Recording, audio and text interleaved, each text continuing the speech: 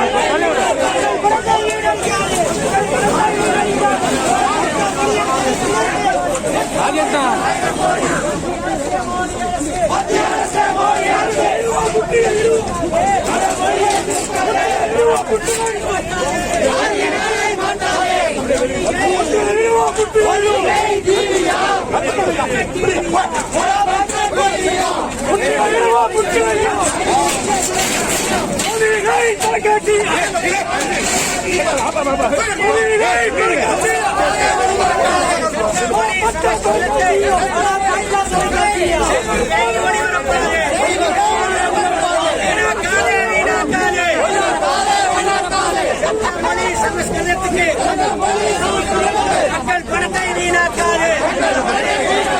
தமிழ் மொழிக்கு 10 கோடி, சமஸ்கிருதத்துக்கு 1000 கோடி.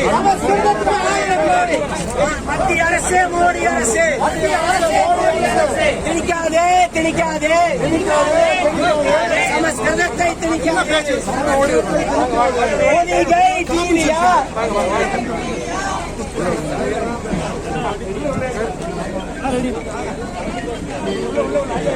வழக்கொழிந்த வடமொழி சமஸ்கிருதத்தை இந்தியா முழுவதும் உள்ள மாநிலங்களில் தூர்தர்ஷன் தொலைக்காட்சியிலே ஒளிபரப்ப வேண்டும், செய்தி ஒளிபரப்ப வேண்டும் என்று சொல்லி மத்திய ஒளிபரப்புத்துறை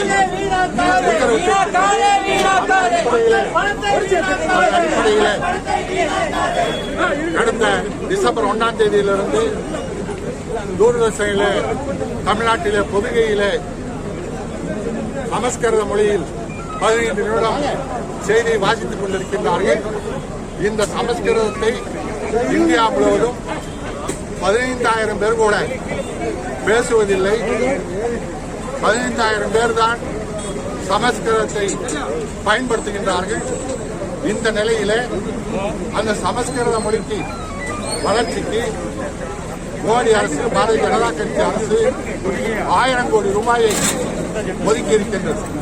அதே நேரத்தில் இந்தியா முழுவதும் மாநிலங்களில் வாழக்கூடிய தேசிய இனங்களுடைய 1500க்கும் மேற்பட்ட மொழிகள் செத்துக்கொண்டு அழிந்து கொண்டிருக்கக்கூடிய மொழிகளுக்கு வளர்ச்சிக்கு வெறும் 10 கோடி ரூபாய் மட்டுமே ஒதுக்கி இருக்கின்றது.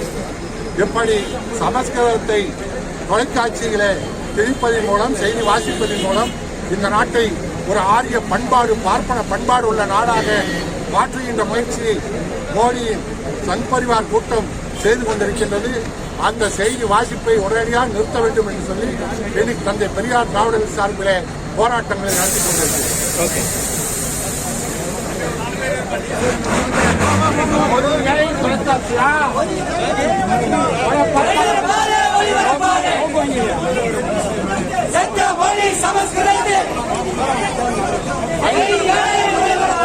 அகில இந்திய தொலைக்காட்சியா, அகில இந்திய தொலைக்காட்சியா, அக்கரகார தொலைக்காட்சியா, அகில இந்திய தொலைக்காட்சியா, அக்கரகார தொலைக்காட்சியா.